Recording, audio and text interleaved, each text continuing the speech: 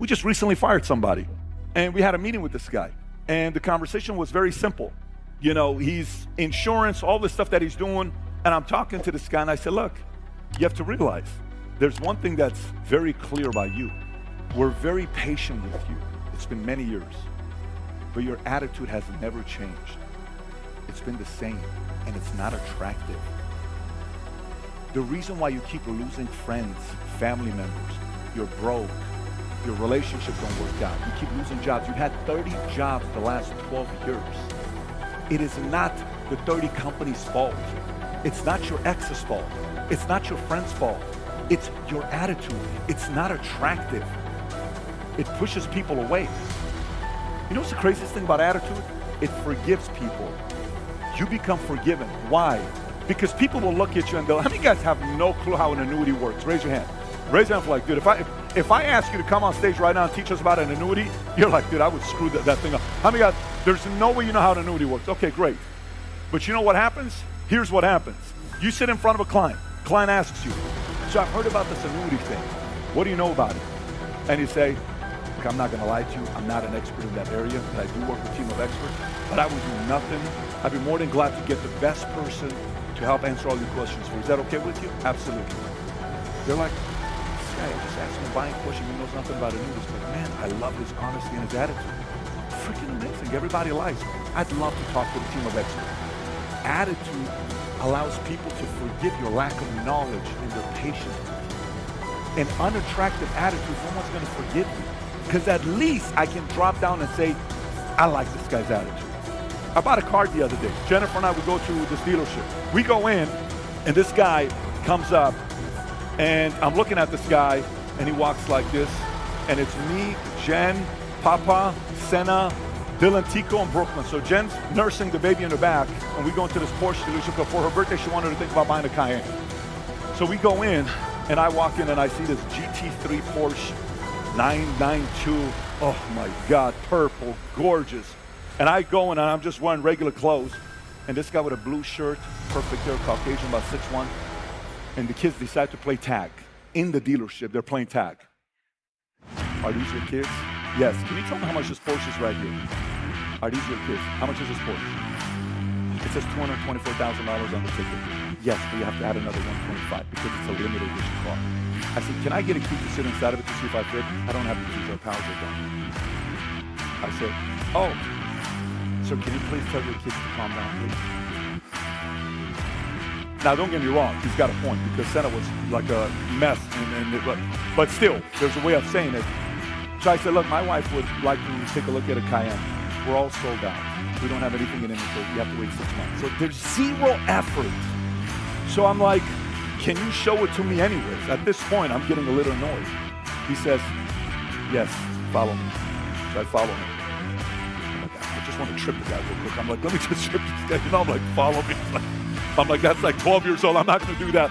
So I follow him because I have to set a good example for these kids. But in my mind, I tripped him. I swear to God, in my mind, he fell. It's pretty bad.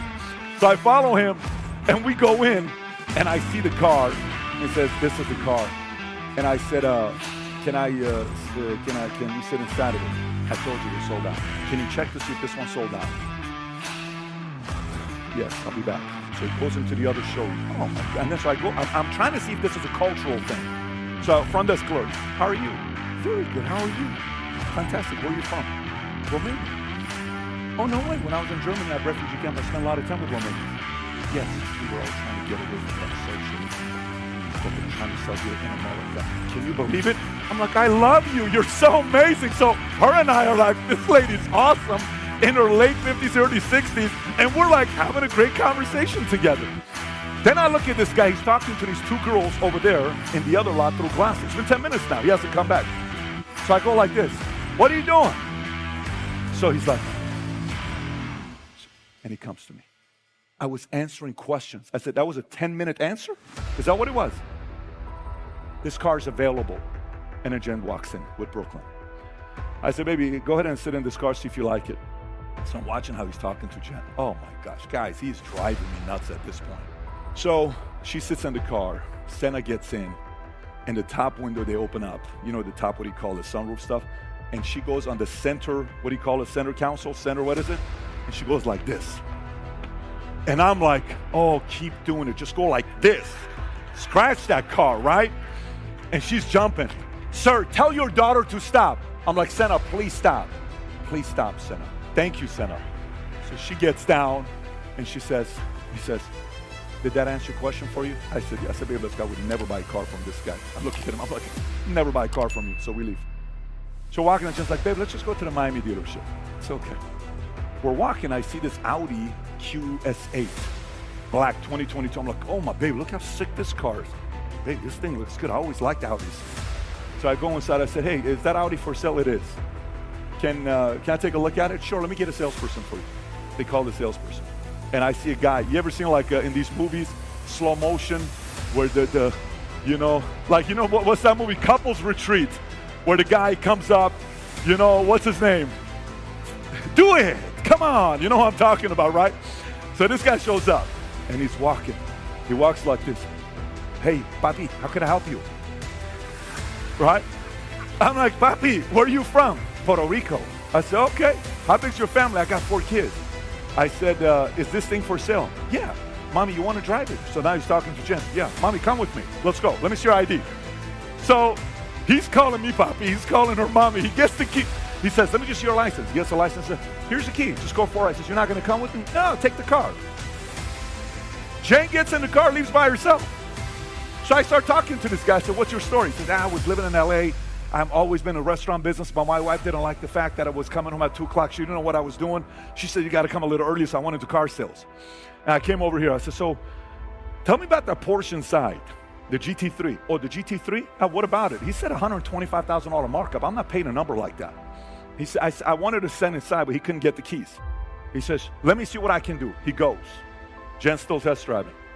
He comes back. He says, he's right, the power's out, but papi, I went to the owner's office, I got the key, don't worry about it, we're gonna go inside of it. So great, so Jen comes, she gets out of the car, and Jen doesn't have a poker face, so I'm like, I ask an open-ended question, like I shouldn't ask her. I said, how'd you like the car? She's trying to say, babe, I don't like it, but I'm like, okay. So he leaves. I said, papi, can you give me a minute? He walks away. I said, babe, how'd you like it? Babe, I don't like it. I love it. I want this car. She's never reacted this way before. And by the way, I haven't bought a car from a dealership in 15 years because of the other German guy I dealt with. That's why I don't go to dealerships. I buy my brokers send me cars. I don't go to dealerships. But I like this papi guy. I like him a lot. So what do? I said, okay, what do you want to do? He says, come in. Hey, what's your final price on this? Papi, I have to make money with it. I said, listen, this is the number. I call my guy. He says, this is the number. Let me go talk to the owner. Goes inside. You buy right now, I give it to you for this one.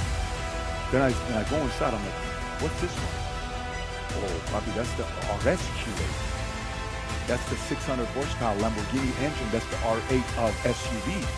This goes 0 to 60 in 3.6 seconds. I said, tell me your number on this. We never sat inside of it, never test drove it, never looked at anything, never opened the door.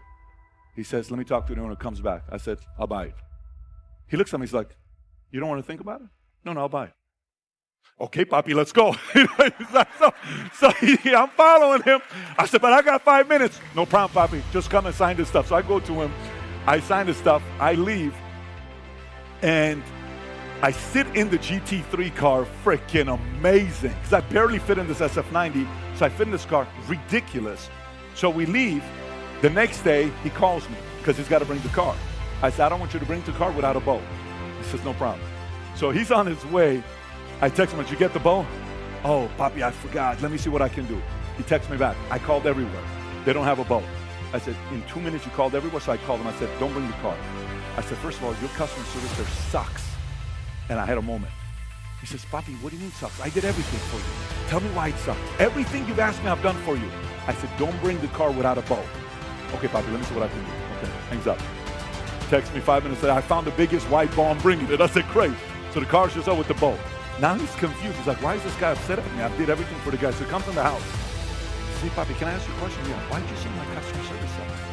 I did everything for you. I said, He said, we walked in, there was another guy. White guy, blondish hair, tall, 6'1", blue shirt.